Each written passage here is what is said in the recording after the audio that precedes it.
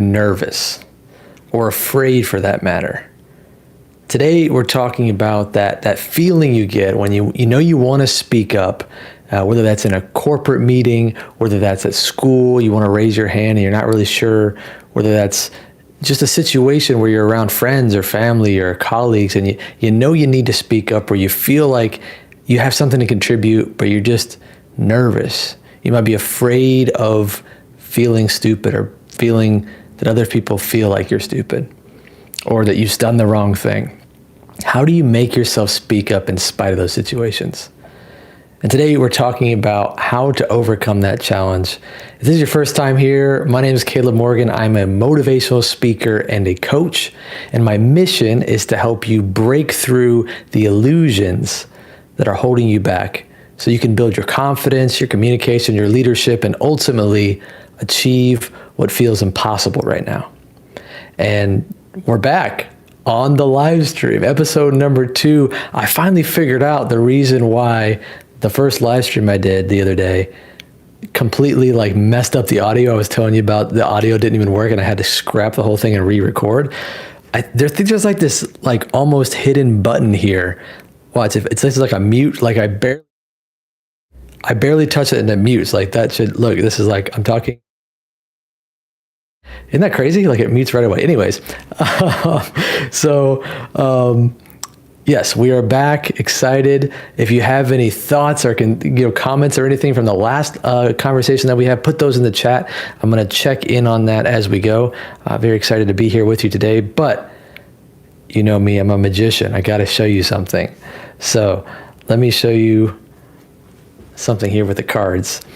If you were here, you could just reach in and take a card, take any card, doesn't matter. Let's see what we got here. This is the Ace of Clubs. Okay, Ace of Clubs. So here's the idea. We're going to kind of just lose that in the deck a little bit. The idea is that some people accuse maybe magicians of marking cards, right? Maybe I know where the Ace of Clubs is now. But actually, I can show you how you can know where it is as well. If I kind of go through the deck now, you'll notice one card stands out from the rest. One card, it's got a little red spot. You'll notice a little tiny, oh, wow. That's not very tiny. That's an entire card that's red backed. You remember your card wasn't red from the beginning, right? But you could confirm this is the Ace of the Ace of Clubs here. That's crazy, right? But here's the thing: you didn't know what to expect. So maybe we should do it again. A little bit differently, though. I'll just set that there just so we can remember. A little bit differently. If, like I said, if you were here, you'd be able to reach in and just grab a card, but it doesn't really matter. Take just take a card here. What is this? Oh, that's hold on a second. That's a different Ace of Clubs here. Now you almost know. Now you know how this is working almost. This is live, guys. This is live. Like I said, I would have somebody here to pull it out, but that's okay. No problem. We'll take a different card. We don't want to use that. Okay, cool. The 10 of Hearts. So here's the deal. If I lose the 10 of Hearts, right, it'll stand out from the rest now automatically. It's almost like this thing just works on autopilot. Let's see hold on a second. Oh no, there is no, oh, you know what? There is one red card. And it's been here since before we picked a card. Maybe is that the 10 of Hearts. Wow, right? The question of the day, right? How do we speak up? How do we make ourselves speak up even when we're nervous? I think it all comes down to one of the most common questions I get as a magician, when I'm performing, right? Try to guess actually, what do you think the most common question I get is, right?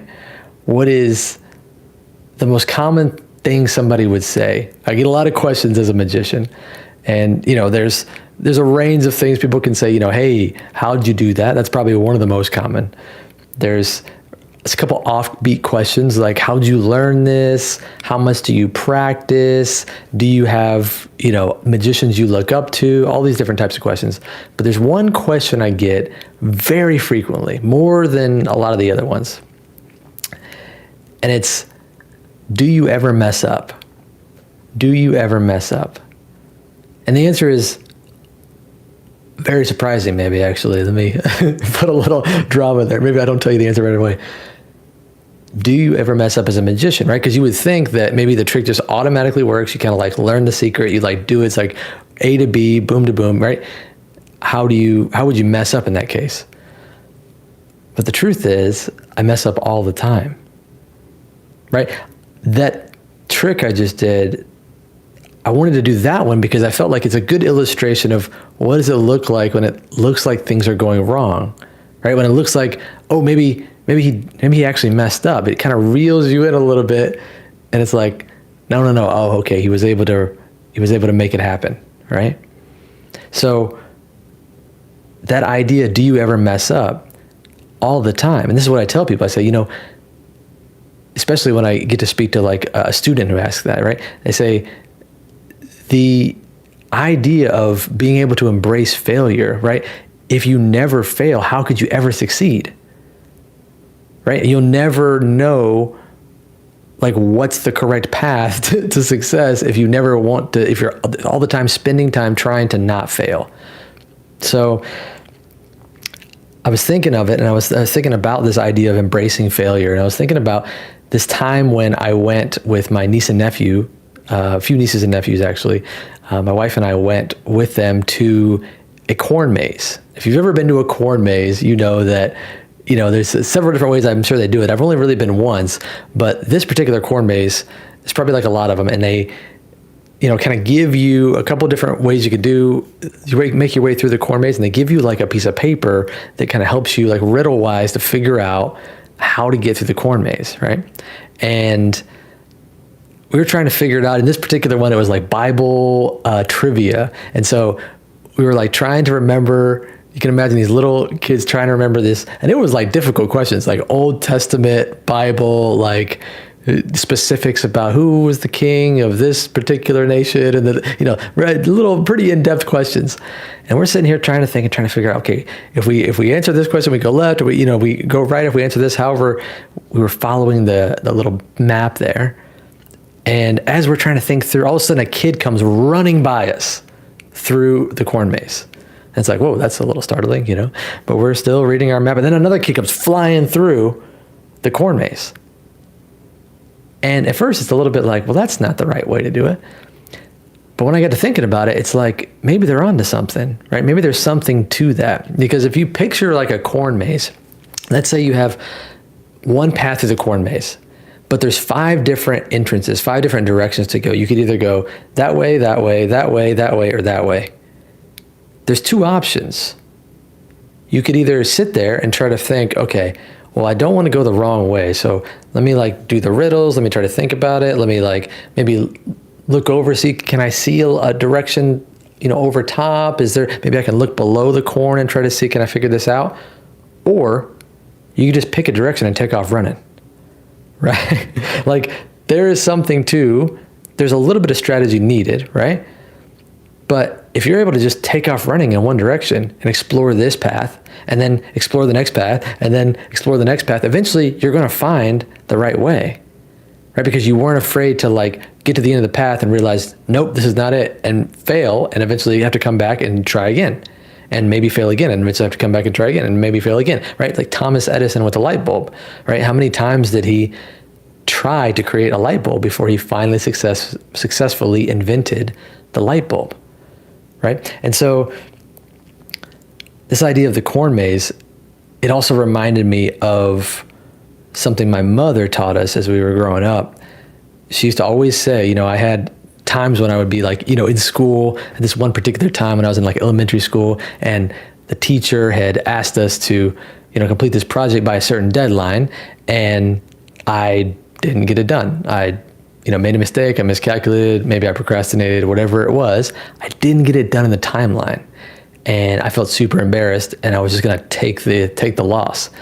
And my mom challenged me, and she said, I want you to go to the teacher, and I want you to ask the teacher for an extension.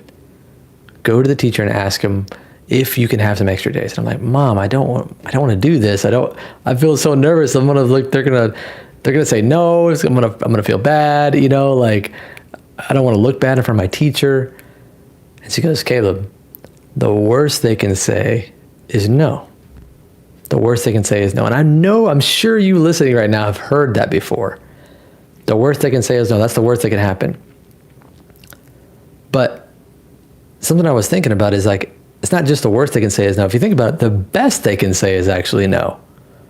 Right? Because if they say no, then you understand now immediately what your next step is. You know, first off, that you have successfully made the ask, successfully taken the step, successfully had the courage to make a move. That's the first part.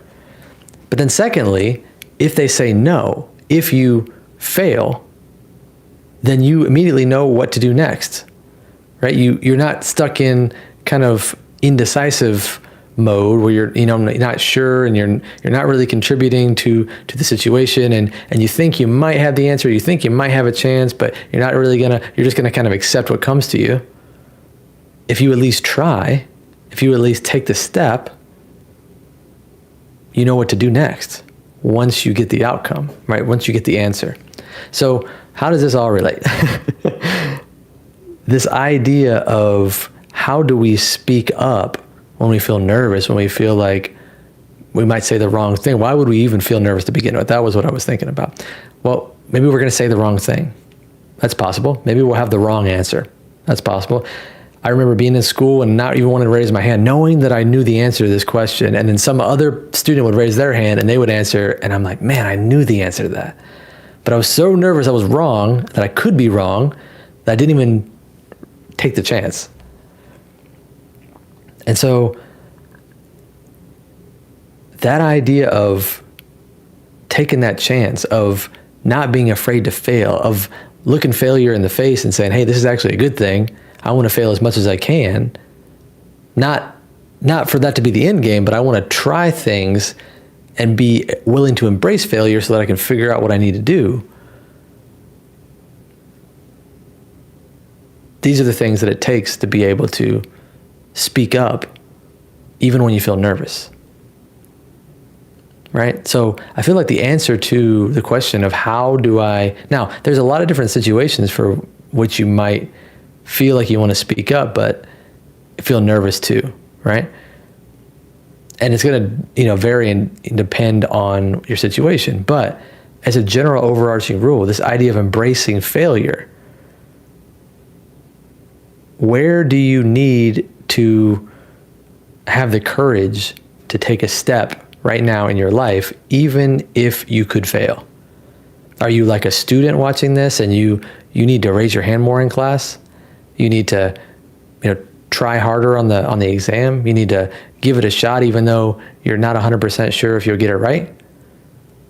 Are you in a corporate position and you need to speak up in the meeting, even though there's senior leaders in the meeting with you, and you don't want to look like you don't know what you're talking about? At least participating, if you're in an environment where they want you to participate, allows them to see that you are taking responsibility of your role, right? Or maybe you're just in your family and you see some certain things not going the way that you think would be beneficial for everybody, and you want to say something. You want to be a leader, right? You want to be the leader that you're supposed to be in that situation.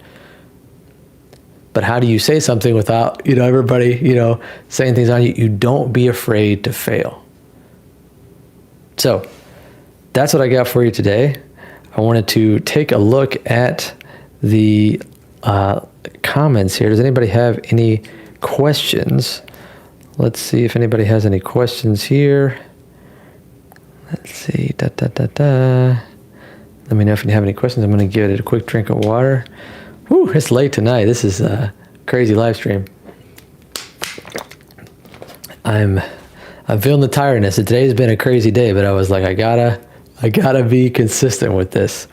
Gotta be consistent. So I was like, let me jump on and just share, like I said, a little bit about failure. And I think it's so interesting. It's so funny because there's, it's almost like, I don't know if it's like when we get older, when we're no longer, it's like when we were young, we're doing things and we're failing, but at some point it's like we don't want to fail anymore, and all of a sudden we're being held back, from our potential. So don't be afraid to fail. Oh, and one more thing I did want to say. Like I said, if you have any questions or comments or anything to add before we jump off here, put those in the chat real quick. I'd love to interact with you. But one more thing I did want to mention. When we talk about the word failure, I think it's always important to say that it reminds you that you are not a failure. Sometimes we start to think that because we have failed, that's our identity, right? But you're not a failure, and you have amazing potential. And if you think about it, we're all kind of trying to figure things out. We're all trying to find the best way to do the things we're trying to do, and we're all constantly learning.